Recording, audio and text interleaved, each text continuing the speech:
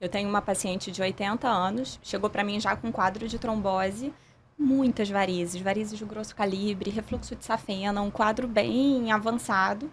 E a filha dela, né, que veio acompanhando, falou... Aí eu conversei com ela, que a gente tinha que tratar a trombose primeiro, agora não é hora de pensar em tratamento de varizes. E a filha falou, nossa, doutora, se eu soubesse que a minha mãe não ter tratado isso antes poderia estar influenciando agora nessa questão da trombose, porque começou como uma tromboflebite de safena e o quadro progrediu. Se eu soubesse disso antes, eu teria feito ela Olha vir tratar, isso, eu teria procurado. uma safena doente, uma tromboflebite de safena, causou um problema trombose. enorme e chamou a atenção que a pessoa tinha que ter tratado antes, na época que ela era assintomática. Exatamente. Ela podia ter prevenido isso, né? E ainda correu um E risco. como era uma senhora de 80 anos, a própria senhora falou, poxa, mas na minha época era só cirurgia, eu não queria operar, e aí foi postergando. Um caso que me fez lembrar agora também foi uma senhorinha que teve uma ferida na perna, uma úlcera, passou em vários médicos, passou, tipo, 2 meses passando em vários médicos, todo mundo tratava com antibiótico, queria internar a paciente e não investigava a causa. E aí, quando chegou lá, na verdade, até um médico tinha avaliado, visto que tinha aquela alteração, mas falou que para ela, como ela já tinha 80 e poucos anos, não precisava ser tratado. E aquilo trazia, além de uma baixa autoestima, uma piora na qualidade de vida, uma piora no fato dela andar. Ela chegou lá com uma expressão ruim no consultório, uma coisa bem desagradável. E quando a gente conseguiu tratar ela, terminar o tratamento, fechar aquela ferida dentro de 2 meses, quando ela chegou, era outra pessoa. Gente, aquilo mudou. Porque dá uma ela ganhou gratificação. qualidade de vida, né? Muito Foi diferente, ela gratificante. ganhou qualidade de vida. Eu tenho uma história, também, a gente falando dos casos desafiadores, são os pacientes que chegam e dizem que eles não querem, têm muito medo de mancha e não querem ter nenhuma mancha na perna. E essa é uma outra questão que é muito, muito polêmica, né? Mas que a gente também tem que fazer o paciente entender que algumas varizes já mancharam a sua perna. A sua perna já está manchada. Principalmente aqueles vasos que são muito arroxeados, que eles estão muito fininhos, muito na superfície da pele. Ele já contaminou a sua pele, ele já impregnou. Quando aquela variz for tratada, seja por qualquer método, a variz vai embora e a mancha vai ficar. E você precisa tratar a mancha depois. Então, é uma questão de alinhar. Não é o tratamento que está dando mancha. A mancha já existia. Claro que tudo que a gente mexe em vaso pode levar a algum tipo de mancha. Existe 30% desse risco. A pele é um anteparo que está ali no meio, né, entre a gente e a veia que a gente está tratando.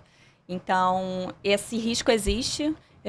Não tem como nunca ninguém prometer, meu tratamento não vai manchar. Isso não tem como, porque é o organismo, né? É o ser humano. Como que eu vou prever uma resposta? Não tem. Tem gente que inflama mais, tem gente que inflama menos. Por isso que a gente tem que explicar. Existe de 20% a 30% de chance de manchar.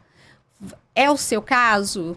Pode não ser. Você pode não estar entre esses 20% e 30%. Mas existe a possibilidade. E agora, que existe mancham, tratamento? 90% existe tratamento. 99% vai clarear dentro de 6 meses a 1 ano. Então, assim, é aquilo que a gente brinca, né? Vai ficar feio para depois ficar bonito. Então, pode manchar, mas a maioria, 99%, vai melhorar ao final do tratamento. Claro que tem caso a caso. Tem gravidade de doença, tem outros fatores envolvidos. E isso também a pele, tudo, o perfil da o pele. perfil da pele. Se é um paciente que pega muito sol, isso também vai. Fitzpatrick, né? Então, mas não existe mais o médico vascular falar que vai fazer de tudo para não ter mancha, porque não depende dele. Depende, às vezes, muito mais da pele, do tipo de variz, do paciente, alguma patologia que ele tem, algum uso de medicamento que vai favorecer isso. E é importante explicar isso para os nossos pacientes. Um caso que me lembrou agora, falando dessa questão, foi um pai e uma filha, né? O pai tinha tratado, e aí dos tratamentos que estavam relacionados era o uso de espuma. E a filha, não quero tratar, doutor, meu pai tratou com espuma e mancha, eu não vou tratar com espuma.